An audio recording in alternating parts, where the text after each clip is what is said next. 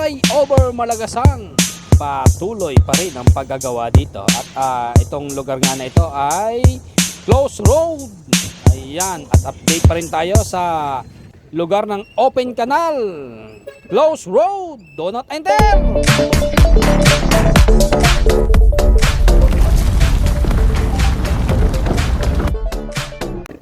Hello guys! Yun no. Magandang tanghali ulit sa inyo. Kainitang tapat.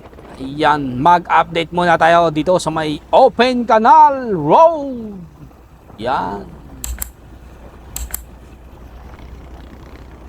Dito nga po sa Daang Hari Extension Open Canal Road na ito ay i-update natin. Yan. Malapit dito sa may cemetery na ito. Guys, ito ngayon ay yung tapat po nito na may dating bahay sa gitna at saka construction supply ay giniba na. Yan. At syempre pagka ganito maaring idugtong na itong kalsadang ito dito sa may Shell. Yan, yung dugtungan po dyan. Alam niyo naman guys, dito sa may lugar na ito, at dahil ngayon ay putol sa may intersection na ito, yan. Kung makikita nyo, giniba na po yung bahay na yan. Yun, no? At saka yung construction supply dyan. Inilipat po sa kabila. Yan. At papansin nyo yan, yung lugar na yan guys, oh. Wala na. At nililinis na nila guys. Yan. Malinis na. Tapos syempre inaalisan nila yung mga bato-bato dyan. At talagang idudugtong na itong lugar na ito dito sa may tapat ng Shell. Yan. At maaring sa susunod diretso ng kalsada yan, hindi na magkakaroon ng traffic dito at maiipon yung mga sasakyan lalo na pagkahapon. Yan. Yung mga nakakaranas laging dumaan dito araw-araw, alam nyo naman na dito sa lugar na ito ay masikip. Yan. At sa maaaring idugtong na yan dyan, sana ngayong taong ito ay matapos siya. Nagsilang naman yan. At update tayo dito sa may malalapit sa may LTO. Guys, yung mga dumadaan dito at bago pang makakadaan ulit dito sa may Open Canal Road nito, Daang Hari Extension. Dito po sa may lugar kung saan palusot ang Malagasang sa may paglampas ng LTO. Ito po ay merong sarado ulit. Yan. Yan po ay makikita nyo ay do not enter. Yan. Yung palabas po ng Malagasang galing po dito sa may Gentry Open Canal Pascam. Yan. Pagka po kayo pumasok dyan at kayo po ay palabas dito sa lugar na ito, yan. Guys, kung kayo padasma dyan sa kanan, pwede po kayong dumaan dyan sa kanan. At kung dito sa kaliwa naman, doon po kayo sa may Green Gate dumaan kung palabas lang kayo ng Imos. Yan. Yan, nakita nyo guys. Yan, no? Do not enter. Yan. Makita nyo may tropa dito. Shout out sa Angkas. Yan, no?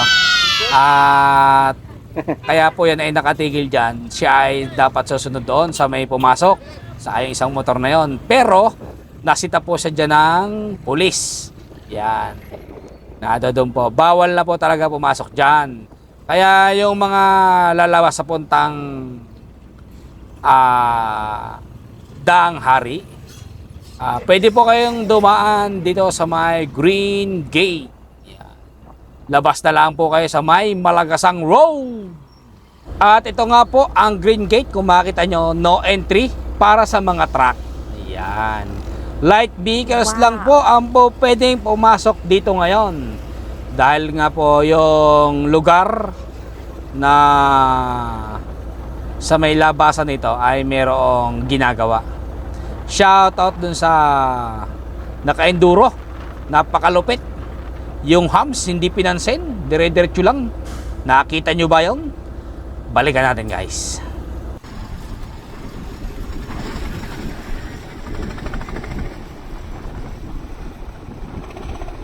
Wow. Ayun no.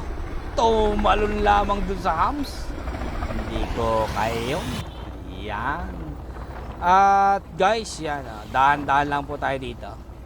At ito nga lang po ay medyo marami sasakyan. At ang isa pa, kapag ka po dito ay labasan ng estudyante, napakaraming estudyante po dito. Dahan-dahan lang po kayo dito. Yan.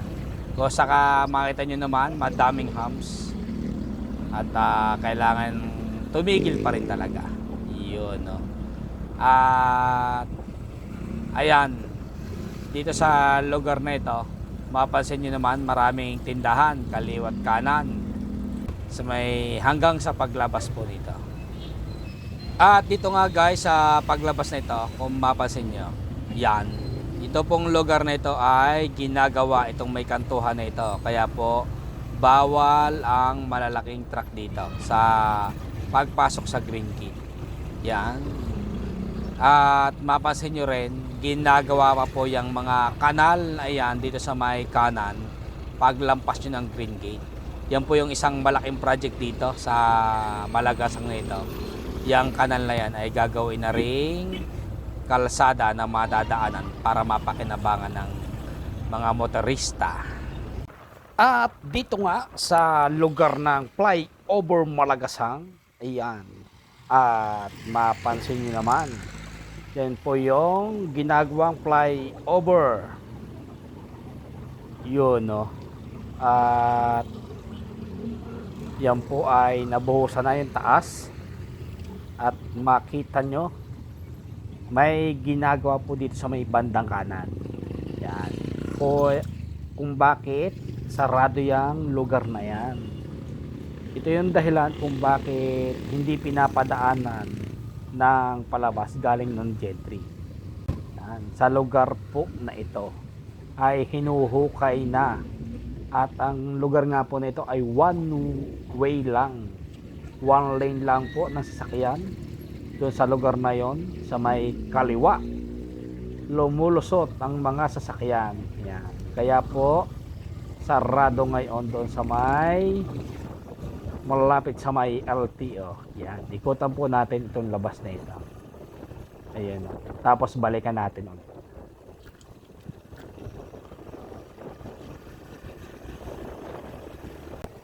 At ito na nga, at binalikan na natin. Ayan, kung makita nyo naman ay malapad na po itong kalsada na ito. At medyo sa lugar na ito ay inaayos pa rin itong gitna na ito. Yan, kung makikita nyo, may kanal na maliit. Yan. At ito po ay salubungan yung lugar na yan, galing dito sa may Malagasang. Ayan guys, kung mapansin nyo, isang way lang po ang nadadaanan, yung nasa may kaliwa na iyon. Yan. At yan lang pong nasa kaliwa na yan ang pinapadaanan. Yung ilalim po niyan ay hinuhukay na at pinapalalim. Maaring yan ay daanan sa ilalim ng sasakyan, o yan yung magiging poste ng ramp pataas dito sa may flyover na ito. Yun. Kaya nga po, yung mga dumadaan dito sa may open canal na ito, galing dyan sa may gentry, ay iikot na po muna ulit kayo sa may Green Gate o dyan sa may pakanan Padasma. Yan. Ito guys yung nadadaanan lang. Yan, itong lugar na ito. Kaya nga po kung magsasalubungan dito, sigurado magbubuhol-buhol ang traffic. Dahil nga po ito lang na lugar na ito ang nadadaanan. Yan, kung makita nyo yan, no? Hinuhukay na. Diyan po kasi ilalagay yung ramp o rampahan pataas dyan sa may flyover na yan, patawid naman sa may kabila. Yan.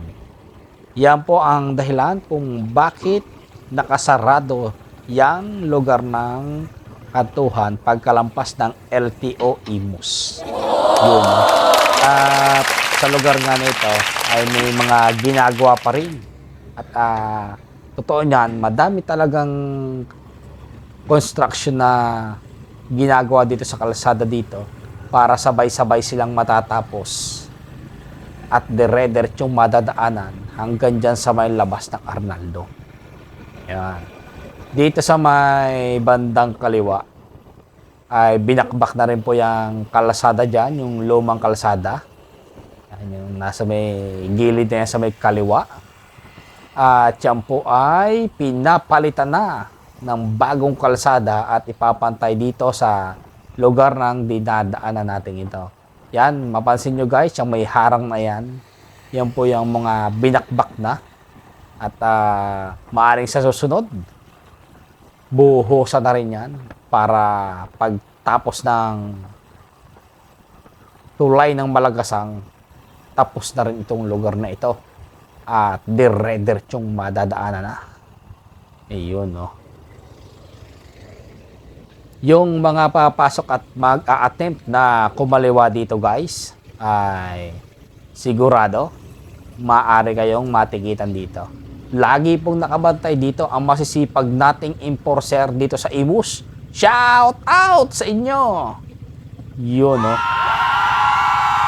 At yan nga po, kahit kailitan tapat, nadyan yung mga enforcer. Yun, no? Napansin nyo ba yan? Yan. Kaya, yung matitigas ang ulo, sunod na lang kayo. Tikit ang magiging katapat nyo. At kung makita nyo nga guys, yan, walang sumasalubong at minamando ng mga enforcer natin dito. Yan. Diyan lahat sila dumadaan. At dahil do not enter nga sa lugar na ito. Yun. At hanggang dito na lang ulit ang aking video. Salamat sa inyong panonood. Thank you!